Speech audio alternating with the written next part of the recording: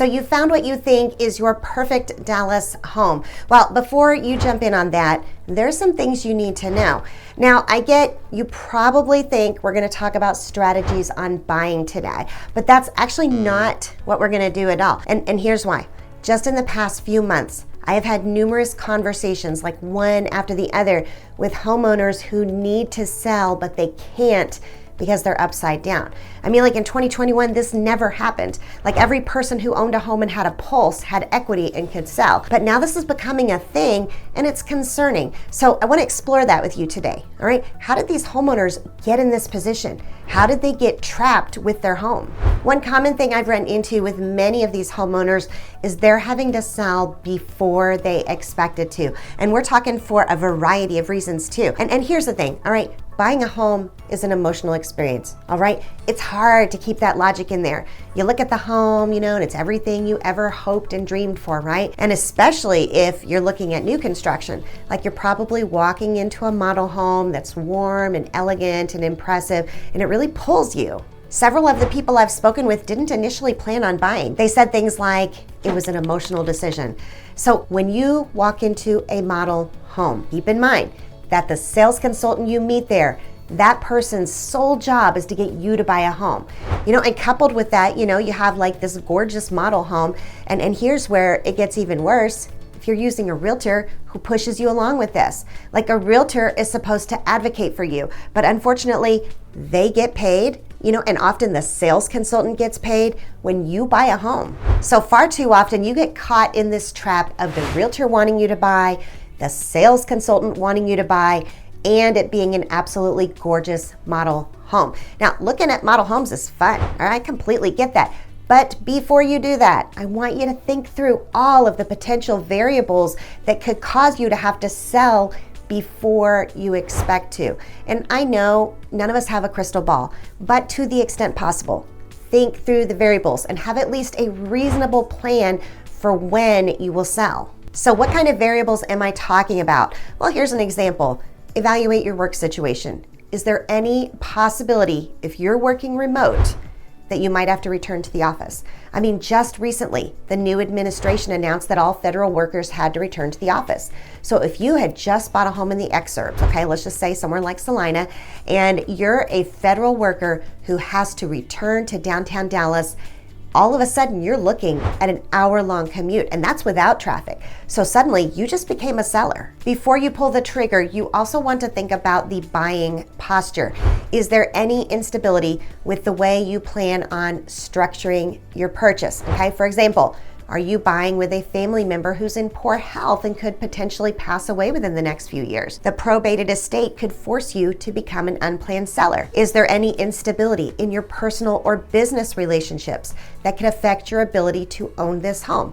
If something were to change there, could you afford this home without that person or entity? Or might you be forced to sell if that relationship changed? Do you have any questions about your budget and whether you could afford this home long term? Is there margin in your budget for the unplanned? Are you buying this home as a rental and have no idea what it will rent for? These are all things to consider. And please do not tell me you're buying using a rate buy down where you can't afford what your monthly payments will be adjusting to in the end. Now don't get me wrong here, okay? Rate buy downs can be a great tool as long as you can afford what the payment will be at the end. When it comes to making the decision to buy, and especially if it's right there at a model home, you have at least 4 big factors that could trap you right off the bat.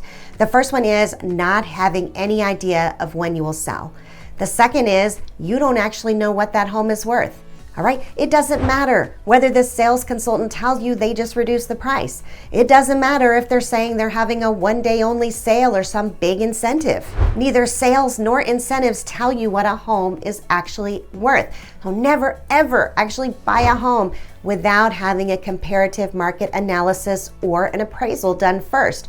There's just far too much price deception in the housing market. So overpaying is a huge trap. Also, when making an impulsive decision, you probably are not going to know how much closing costs are when you buy, and I very much doubt you'll know how much they are when you sell. But let's just say for the sake of argument, you've already done the first 3 things we've talked about so far. You have a reasonably good idea of when you're going to sell. You and I have talked, so you know the market value of the home. You've already spoken with a lender, so you know how much your closing costs will be when you buy. So let's cover that last piece that is so extremely important, okay? What will it cost to sell? All right, because my goal is I don't just want to help you buy a home. I want to position you to be a successful and profitable seller. When you're selling your home, it's going to cost money. It costs money when you buy, and lo and behold, it's going to cost money when you sell. So before we ever get to the profit part, you have to think about paying for this sale. So I want to give you some examples of this. I have 3 examples here that I selected at random. I added up each of the closing costs and I excluded the mortgage payoff since that'll be different for everyone.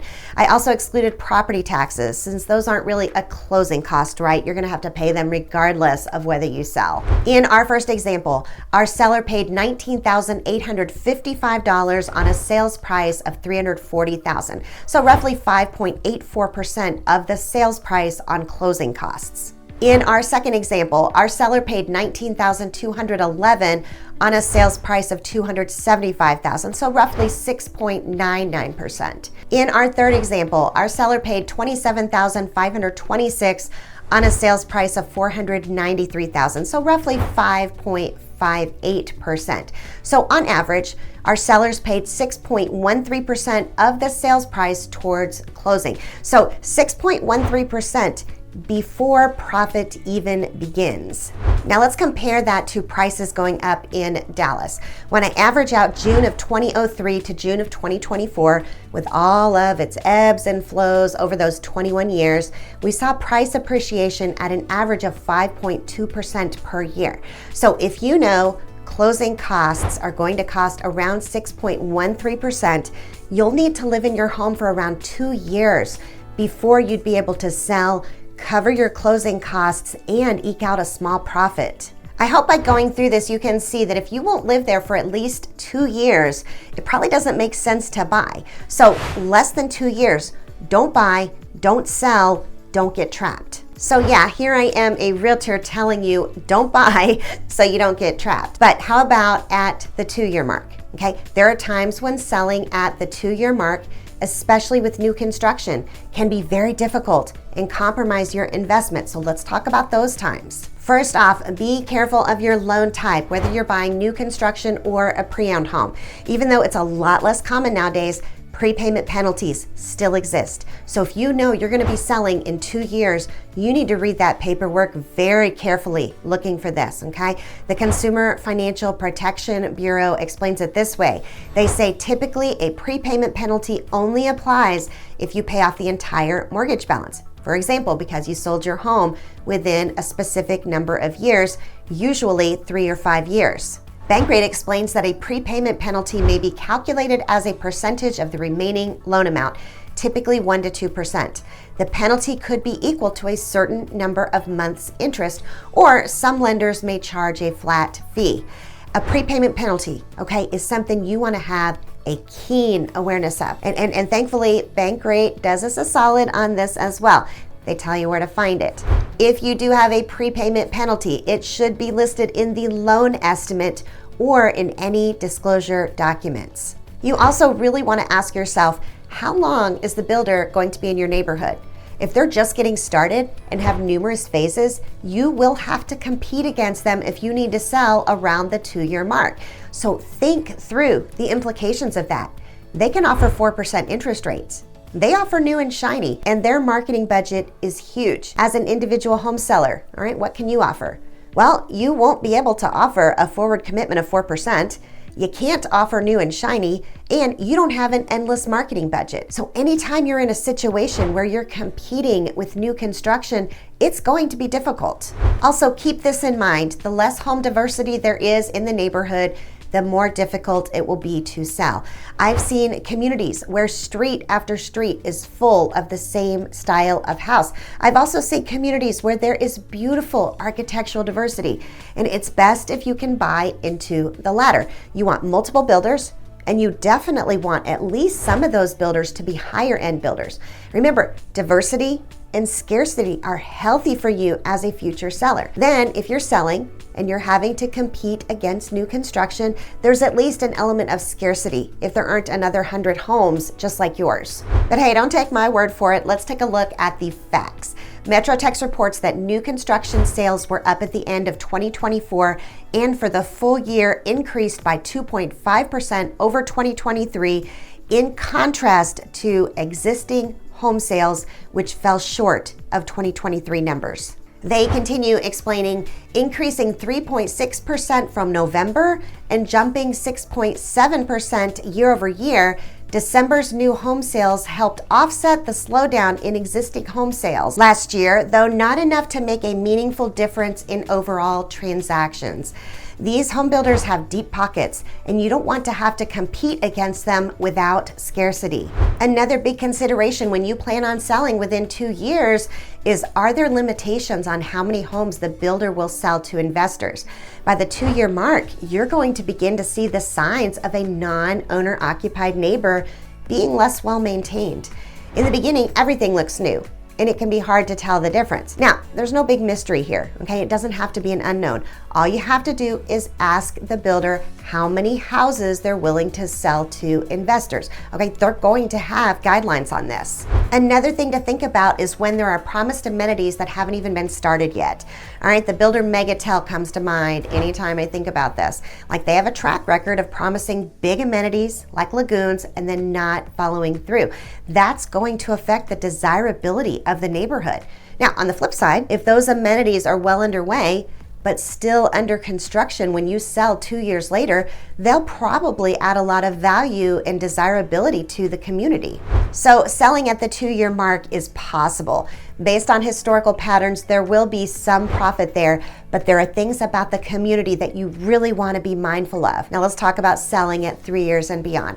This is where we want to see wealth really being built. I mean, I love to see it when an individual, for whatever reason, unfortunately, needs long-term care, but they're financially prepared for it. And many times they can sell their home and have the financial security to know that they can afford that care. That's what happened with our neighbor. They were in a situation where they needed long-term care and they offered to sell their home to us. Well, we jumped at the chance. So it was like a huge opportunity for all of us. And that's an example of what long-term home ownership can do for you. But that isn't always the case. You're able to avoid many of the traps I discussed at the 2-year mark simply by owning the home longer. But there are still plenty of traps you can get caught in if you're not careful, okay? So let's talk about liquidity. All right, what we want is a home that is liquid for the area, where there is strong local demand. Okay, so what do I mean by that? Well, if you have buyers flocking to an area in the 300,000 price range, all right, so let's just say Royce City, or Crowley, all right, those areas will likely not be liquid for an $800,000 house. You just don't have as many higher budget buyers that are looking there. But for example, let's just say you bought an $800,000 house in Prosper or Lucas or Southlake. You will have many buyers in that budget looking there. So wherever you buy, ask yourself, will there be many buyers in this price range or higher looking in this area? Another way of looking at this is to buy below the median sales price of any given area. I've seen some homes that have literally sat on the market for years, listed at like $2 million, when they're surrounded by $400,000 and $500,000 homes. You simply don't have enough local buyer demand. What you want is buyers who are ecstatic to see an $800,000 home that's surrounded by $1 million homes. Okay, they're gonna see that as an opportunity. Now, another thing that will really hurt you is if you buy a home with a weird floor plan. All right, and this is where custom home buyers can really get themselves in trouble. They get carried away with how they personally want the home to be, forgetting that at some point along the line, they are going to have to sell it to someone else. You don't want to do this on the inside or the outside. And I'm really referring to structural changes here. If you're planning on being in your home for 15 years and you want to paint your child's room bright pink, all right, that's something that can be changed, all right? But putting a fireplace in a weird location or placing the stairs so they block the front door, all right, these are all structural changes that are hard to undo. You want a universally appealing floor plan, and of course you want to love it too, but the idea is to always have the future sale in mind. I mean, it's possible it could be your future heirs selling it, but still, wealth is going to be made and it's going to be tied to liquidating that home. Now, you may be wondering right now, who is this person making this video, and does she want me to buy a house or not? Well, the answer to that question is I am a broker and I'm a realtor, and I have agents within my brokerage. I mean, I'm just like the realtors I mentioned at first who only get paid if you buy, right? But that doesn't mean I want you to buy no matter what. All right, I want you to evaluate your situation and make sure it's the right time to buy for you. And if it is, reach out to us through our Let's Find Home questionnaire. We're always glad to help. I hope you see timing your sale before you buy is a huge part of buying smart, because ultimately, right, we know this, money's made when you buy, not when you sell, right? I think we've all heard that expression. Now, if you're worried about not making the best decision during the buying process, and you actually should be, you'll definitely want to check out this next video, and I'll see you there.